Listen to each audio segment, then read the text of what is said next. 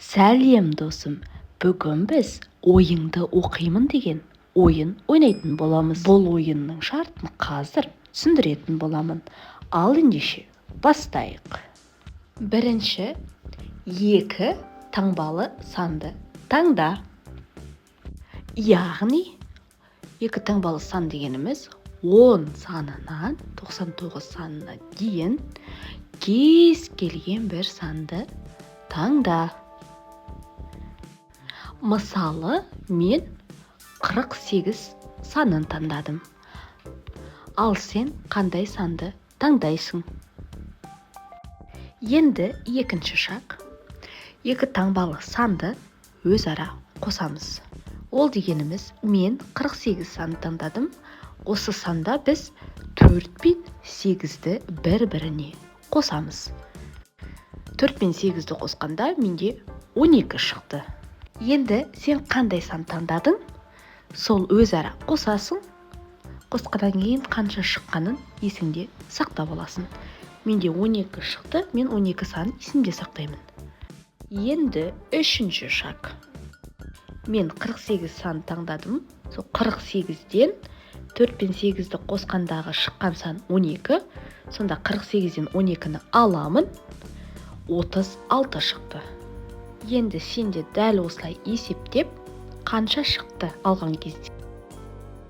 Шыққан санды есімізде сақтаймыз.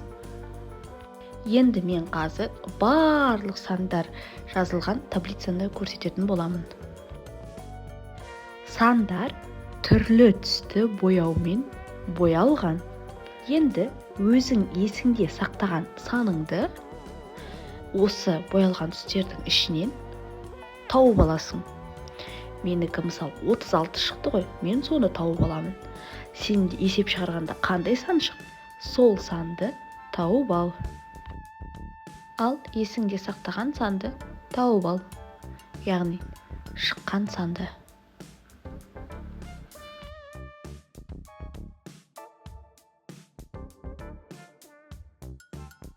Мен сен қандай санды есептеп шығарғаныңды білмеймін.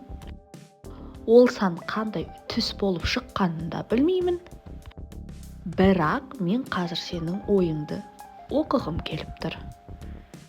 Қазір мен сен есептеп шығарған санның қандай түс екенін тауып аламын. Ол үшін сен сол түсті ойла. Сол санды және сол түсті ойла.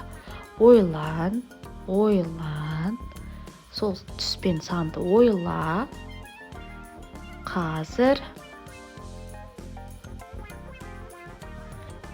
бұл бізде қызыл түс болып шықты. Дұрыс тауып алдың ба? Ал осымен ойынымыз аяқталды. Қандай сан шықты? Түсті дұрыс тауып алдың ба? Міндетті түрде пікірге жаз. Ойын ұнаса, лайк басып, менің парақшама тіркеліп, достарыңа тарат. Келесі кездескенше.